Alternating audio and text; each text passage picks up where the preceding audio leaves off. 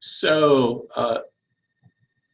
slideshow from beginning. Okay, we're going to talk about open access publishing and predatory publishing in particular. And even though it's not a new topic, it's confusing to a lot of people and or perplexing, and to people that are not just novices, but very experienced as well. I'm getting calls from faculty pretty regularly saying, you know, Terry, is this a credible journal or not? What do you think? And so sometimes it's easy to tell, sometimes hard, but the implications of making a wrong guess are pretty profound. So that's the reason for this brief webinar. You can see this is Bloomberg Business Week. Medical journals have a fake news problem.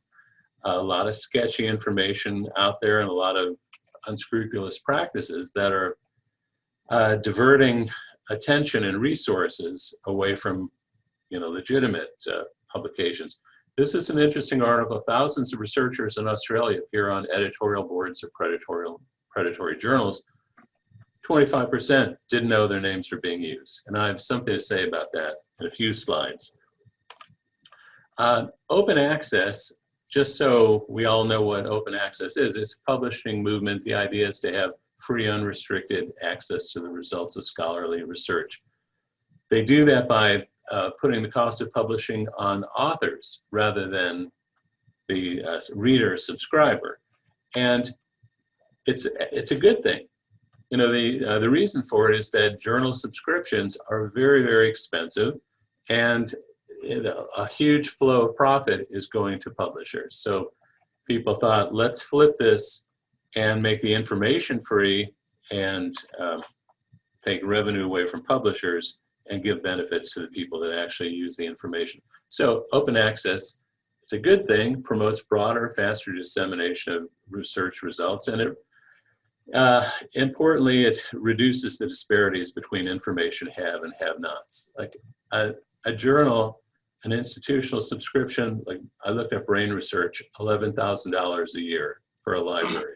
So you can bet that, you know, if you're in a medical school in Moldova, you are not going to be subscribing to brain research. So the idea is it makes things accessible to people that otherwise couldn't afford it. Also, and this is a very interesting graph, this shows, and this actually is an article by Tom Kozel, but it shows the use of the abstract, that's the yellow bars, and then the use of the full text of the journal. And this actually reflects when the article was put into Pubmed Central, which is an open access repository. Little different thing. But what it shows is for the first 6-8 months, people were pretty much just reading the abstract. And then as the article became free through Pubmed Central, use of it skyrocketed. So that's a very cool curve. You have the abstract going up and then down, and then no one cares. And they don't care about the abstract because they can read the full text of the article. So that's a pretty profound demonstration of how open access broadens access to the research findings. So I thought that was pretty cool. Now, open access has become conflated with this idea of predatory publishing, that open access is like evil because of this, the way that predatory publishers are really taking advantage of it. But it's not. There are very respected, highly respected journals that are open access. Public Library of Science, Biology, PLOS Biology is one. And it's an example of what you should see in a good journal. So, you know, when you go to About, it says, you know, why they publish, the journal information, the editors and the editorial board, publishing information and fees, and et cetera, et cetera. And it's one of the most important things you can look for when you're looking at an open access journal or any journal is what it costs to publish. And so they're very upfront. You know, if you're publishing an article, $2,500 US. And then it reinforces why open access is an important trend, that they really want to transform communication, make it open, rapid, and transparent. They talk about transparency of peer review and data sharing and more, but that's a little outside our scope today. So what's the problem? Open access seems like a good thing. Well, the problem is this idea of predatory publishing, that it's essentially a deceptive process that's defrauding authors. It's taking not only their money, but the impact of their research. And it's enabled by online technology and opportunity. And when you think about it, I mean, the reason this happened is in the print journal days, it was really difficult and expensive to print a print journal. When it's online, it's just like instantaneous. They're turnkey platforms. You buy the software, you put a journal up, and you're done. So the cost of creating and maintaining an online journal is negligible, and there's a huge profit motive. The people that saw the old model and how Elsevier was making billions of dollars a year, they thought, well, we want some of that money now. But they're doing it by deceptive practices. They're essentially defrauding you, the researcher. And they do that by soliciting manuscripts and charge you, and they don't provide the legitimate editorial oversight or peer review. So it's a pay for play scheme where they don't care about the quality of your research, and it's driven in part by this publish or perish trend. Did I say that right? Publish or perish. So perish and publish. Perish right. or publish. If you're willing to pay them, they'll publish your article, and in some cases, that's all people care about. Not a good thing. So how does it affect you as a researcher? It has an effect on the quality of your research findings because they're doing a bad job of guiding you through the peer review and editorial process. Because they're not telling you anything. They're just accepting it, whether it's good research or bad. And in turn, it promotes bad science. But importantly, in these truly predatory journals, because of their practices, your work won't be found, it won't be read, it won't be cited, your work won't be respected. And that's like deadly for a scholarly career.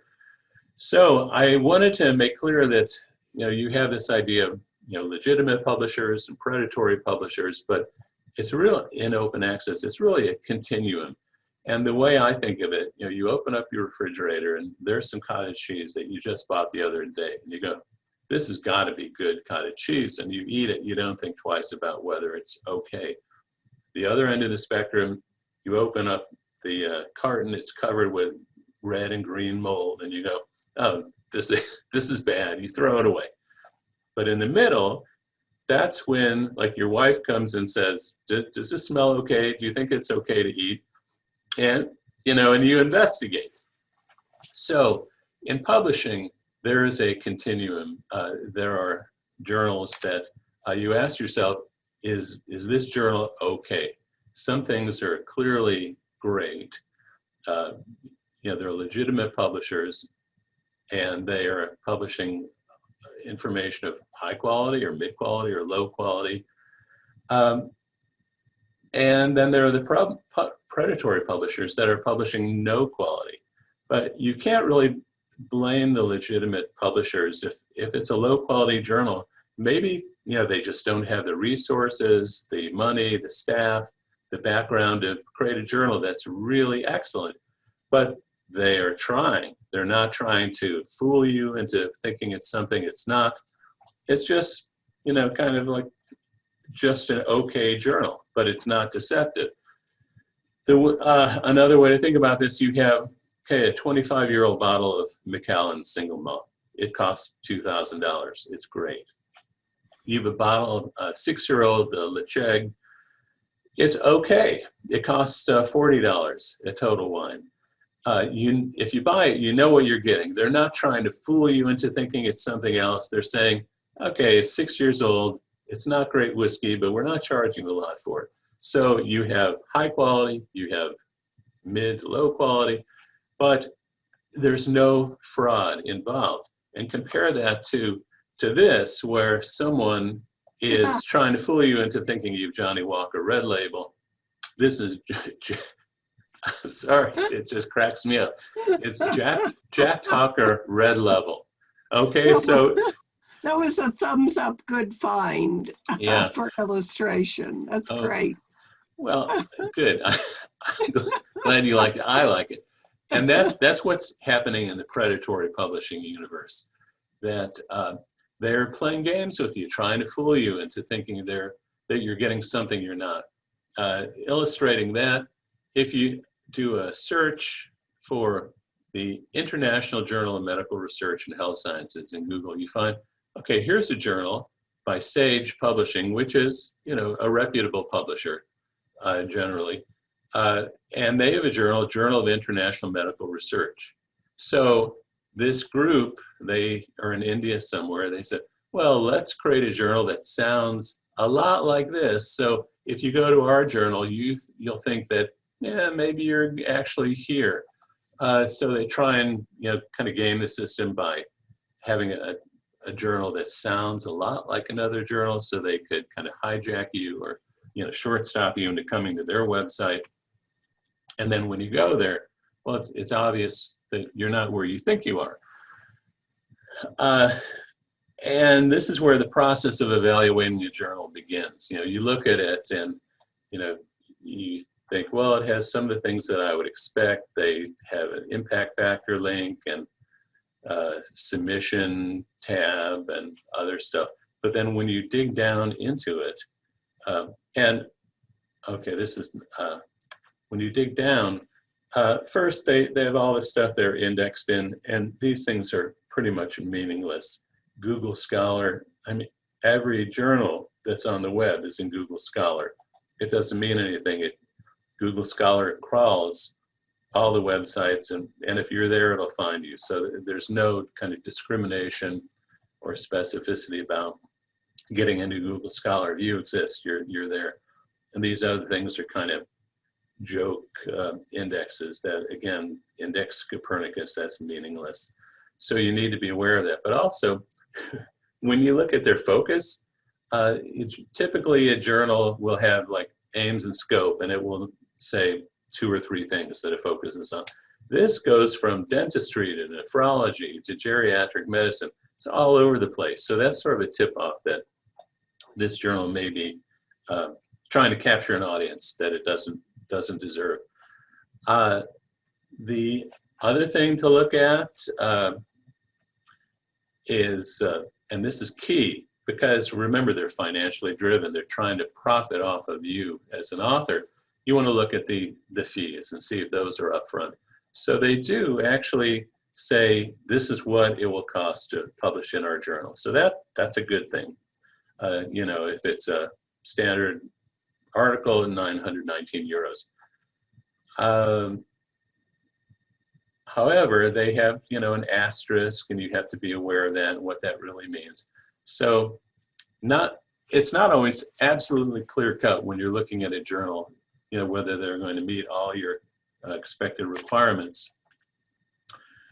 One thing that they're playing games with is, and you're all aware of impact factor, they calculated their own impact factor. So they just kind of counted up all the articles they published and went into Google Scholar and counted all the citations they got, and then they just got out their calculator and said, this divided by that, and here's our impact factor. So, and they even source Thomson Reuters, who kind of controls the official impact factor database, the Journal Citation Reports.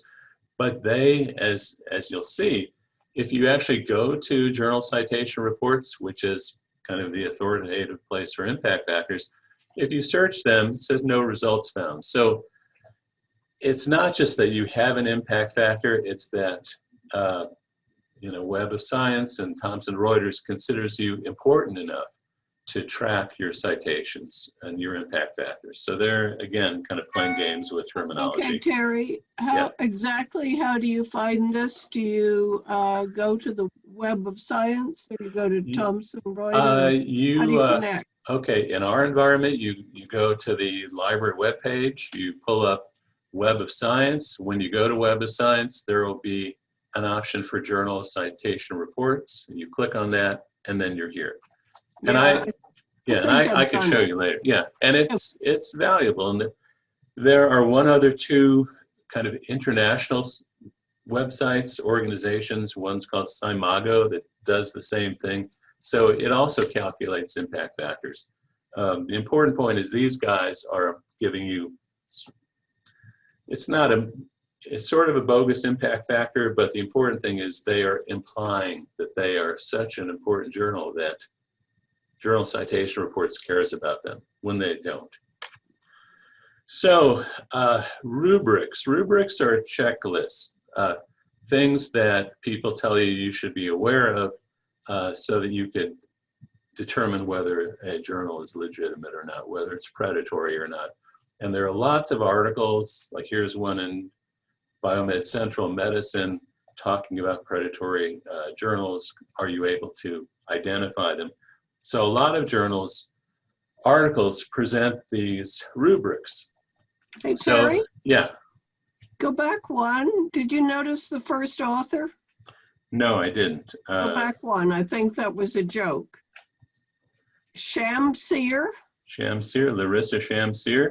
Do you think that's real, or do you think that's making fun? Oh, no, I think that's real. Because you're saying they like see a sham. Yeah. So it's a Shamsir. Yeah. I hadn't thought of that, but could be. That was kind of a good guess. Who knows? So we have, this is another rubric that appeared someplace, and they say you should ask these questions. Does the journal identify an editor-in-chief, or do the editorial review board people have academic affiliations, blah, blah, blah. Does the journal appear in reputable indexes? Does it have an ISSN number? Are the fees reasonable? I mean, these are good questions. And they're not insignificant questions. This is a rubric from another master rubric. You can see this is just table 4. I mean, the questions go on and on and on. You as a researcher, you don't have time to work through all these questions and investigate every aspect of a journal. So what we want to look at are some key markers that can help you at least come to some approximate determination of whether it's legitimate or not. And it's always, it's fairly subjective. There's not always a hard and fast line between, is this a good journal or not a good journal? But you could develop a sense through applying some certain criteria. What I want to warn you about, though, is the problem with these checklists, these rubrics, is that the predatory publishers are also reading these articles, right? So people identify them as predatory and they go, we should add an ISSN number, or we should have aims and scopes on our website. So, and many of these things are very easy to fake. An ISSN number, 4 digits, a dash, 4 digits. Unless you go into the database that actually registers journals, you don't know if that's a real number or not. Impact factor, you can make up an impact factor. Aim and scope, you can copy it from another website and paste it onto yours. Same with author instructions, same with virtually everything. You can rebuild your website based on what you learn people expect to see.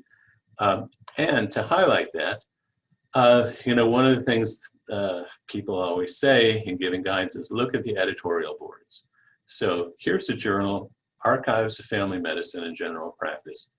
And one of our faculty, one of our colleagues called me or emailed me and said, I was thinking of submitting to this journal, but I don't have a real good feeling about it. Could you take a look? What do you think? And so just for fun, because I looked at the editorial board and thought, gee, there's some people from prestigious universities, some people who look like respected in their fields. And I emailed a couple of them and basically said, we're interested in your journal. Are you still on the editorial board? What is your overall impression of the journal? So here's a response, and I didn't include the name because I don't want to get sued or anything. But they wrote back and said, hello, Terry. I've never really worked with the journal. If I'm on the editorial board, it's from a while ago. I've just written them to remove my name from the editorial board. I hope they comply. Another person on the editorial board, same journal. Thanks for your email. I'd agreed to be a part of the editorial board about 2 years ago after they approached me. I've never been asked to review any manuscripts. I'm in the process of trying to remove myself. And that's trying to remove myself. This was several months ago. And if you go to the website, they're still there. So these journals, and as we saw in that Nature article about Australian researchers, you can find yourself on a editorial board and never realize it. You may be on an editorial board somewhere, not know it. Finally, and this was gerontology and geriatric research. Again, I don't want to mention the specific person, but he said, "Hi, Terry, thanks for reaching out to me. I've not been in touch with this journal for several years now. They reached out to me in 2012. I asked them to take my name off the journal site a long time ago, which I suppose they've done. I forgot about it. I've just checked the website. My name is still there." So this is just me doing like a quick check of a couple people. So you can imagine this is pervasive. So looking at an editorial board isn't necessarily going to confirm anything. So what strategies do work? Okay, well, one thing, okay, I always take the lazy person's approach. And the first thing I do is I take the journal name and go to Google and I search the journal and predatory or legitimate, and I see what happens. So here, I search American Journal of Advanced Drug Delivery and legitimate. And all these things, all these hits, in connection with potential predatory scholarly open access journals, there's the journal. Are predatory journals undermining the credibility of science? There's the journal. Unethical practices, there's the journal. Like a blacklist of illegitimate or predatory journals, there's the journal. Here's someone's WordPress blog site, "Dear predatory journals, I am not interested." There's the journal. Okay, so that's an easy way of at least getting an initial sniff of what's going on. And sometimes that's all you need. Another strategy is to look for typical elements in a journal article. And one of the things that is a kind of a lodestone for determining if a journal article really is part of a legitimate publishing enterprise is to see if it has a DOI number, which is the Digital Object Identifier. Those are unique numbers that are tied to an article, and they exist for the rest of time. So that number is always associated with a journal article. So here is a DOI number. They appear in both in Pubmed and on the publisher site. So if you take this number, and then and I'll give a shout out to Jim Kenyon and some other people from UNR, this is their article. But if you take this DOI number and then go into Google and search that number, you will find that article. So that is kind of a surefire way of finding out, is it a legitimate DOI number, but also is it kind of a legitimate journal? Because this is the one thing that you really can't fake. You know, you could fake an ISSN, you could fake impact factor, a lot of things you could just kind of make up out of whole cloth and put on your website.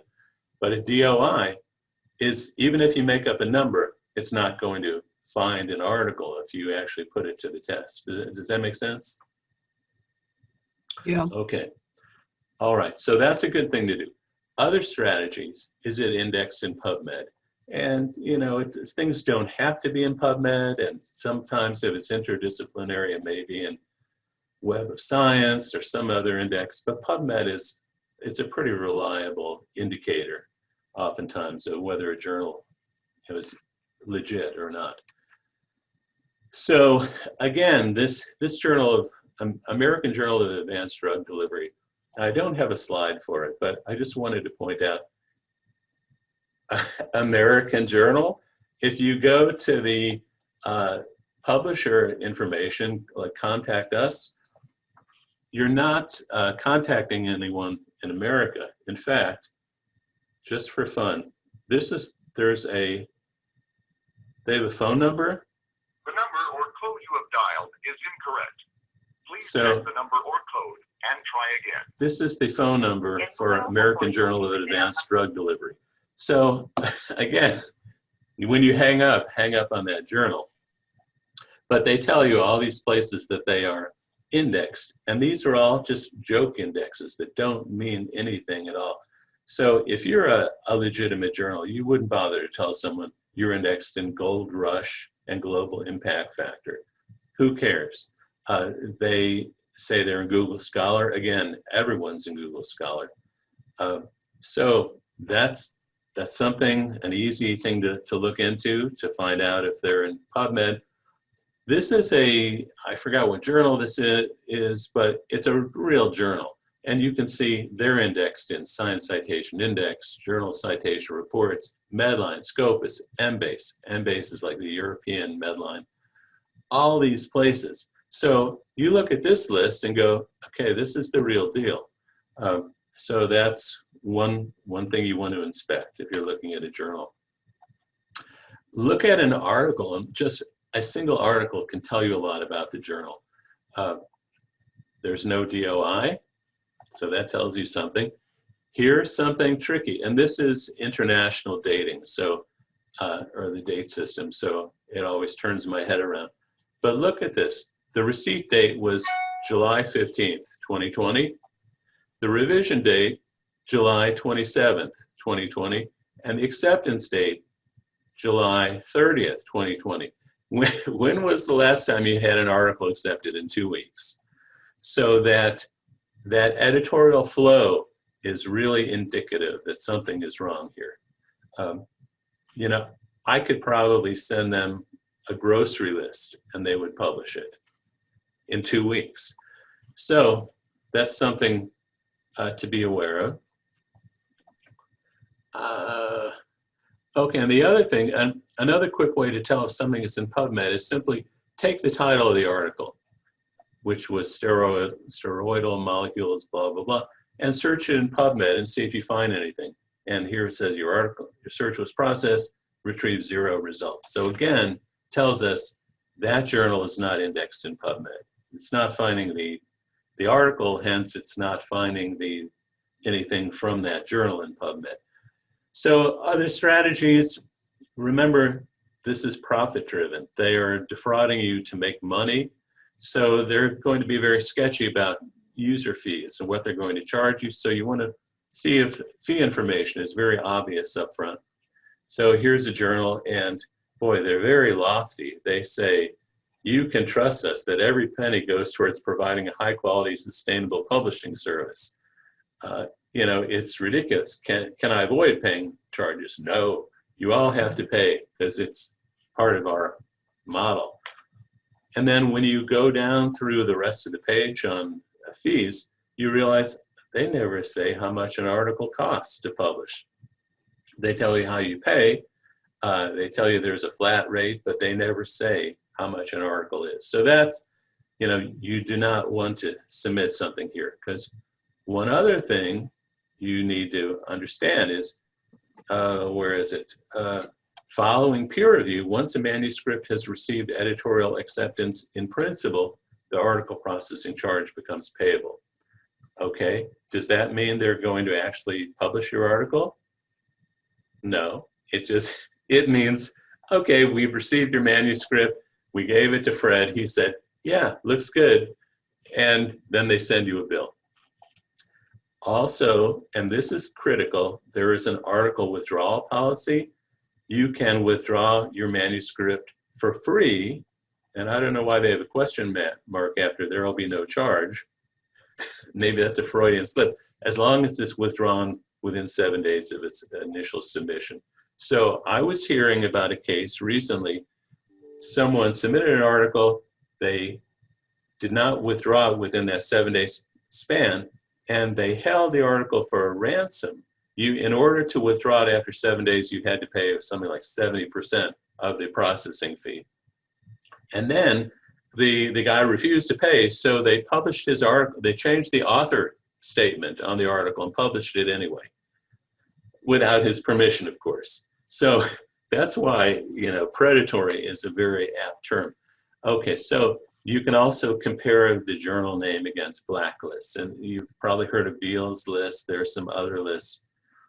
And that is a starting point, but this is very subjective.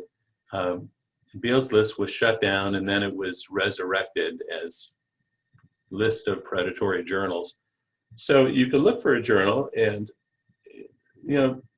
that could suggest you should investigate further if you see it on the list and then make your own decision. But I wouldn't take that as entirely dispositive. If something appears on the list, it could be, predatory, it could be just someone being overzealous.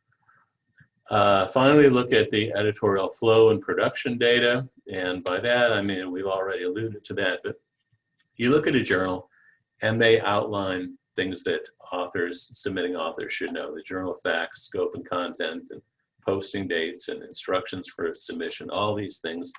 And when you look in detail, it tells you, excuse me, things like the number of articles published a year, the number of page views per month, gives you a sense of if people are actually reading this article, how many downloads a month, the publication schedule. And this is what you really want to look for: the average time from submission to initial decision. So for a full-length manuscript, it's 30 days. That's the average time. Average time from acceptance to publication, ahead of print, 4 weeks. Acceptance rate, 49%. If you looked at that American Journal of Drug, blah, blah, blah, whatever that was, their acceptance rate is 100%. It would be 150% if they can, make it. So those are some things that you want to just be careful of. Journal of Microbiology, this is, a real journal, not the bogus predatory one. And these are the kinds of things you want to look for: aim and scope, impact factor, but make sure these are real things in this case. So they again tell you the speed, 21 days from submission to final decision, which seems pretty fast, but that's what they're doing. I believe it. So the usage, the downloads, the impact factor, et cetera, et cetera, et cetera. The H index, which is another thing. So what we see is predatory publishers looking at a journal like this and saying, okay, let's just make our journal look like this and everyone will think we're legitimate. So that's what everyone needs to be aware of, that they are becoming more and more sophisticated and leading people into these traps. Okay, the other strategy is to call your librarian. And in that case, that's me. If you have questions or something that's more complicated or more in-depth, takes more time, expertise, call me and I'm glad to help, give some kind of determination about a journal or help you find a journal that's appropriate for your manuscript. That's my job. And, researchers can make an initial foray and, spend a little time, investigating something, but that's not really your full-time job to decide whether a journal is appropriate or legitimate. That's more kind of my purview. So by all means, give me a call. Also, you can go to the website. I have sections on scholarly communication issues, open access, tips on avoiding predatory publishers, links to a lot of places that are useful. And what else? Just a lot of useful information on the website. Oh, and this recording will be linked from the website as well for people who want to follow up. Okay, Terry, thank you. And we're done. That was the last slide. Okay. Yeah, so shall we go offline? Because I have some comments about my own experiences that I want to run by you. Okay. I would say that last page, you might email that last page to the people on your list, because one of them, like the Sherpa thing, looked like what I could really use. Okay. So, that's great. And what you were referring to is that page. Yeah, the Sherpa. Yeah. Oh, okay. This whole page. Yeah, this has, I mentioned the Simago Journal Impact Factors. That's a free resource It doesn't require a subscription, and it's based on the Scopus database. It's very analogous to the citation, science Right. citation. No, I meant the impact Sherpa factors. thing. Oh, the Sherpa in particular. Yeah, that's a good thing. Because that will I'd tell like you what their policies are, what the turnaround time is, if it's open access, fees. Yeah, that's really useful. How do you get to that? Well, if you go to the webpage, it's just a link. But you could also Google Sherpa Romeo, and I'm sure that will come up. Okay. Well, I would say that for the people who signed there up, you go.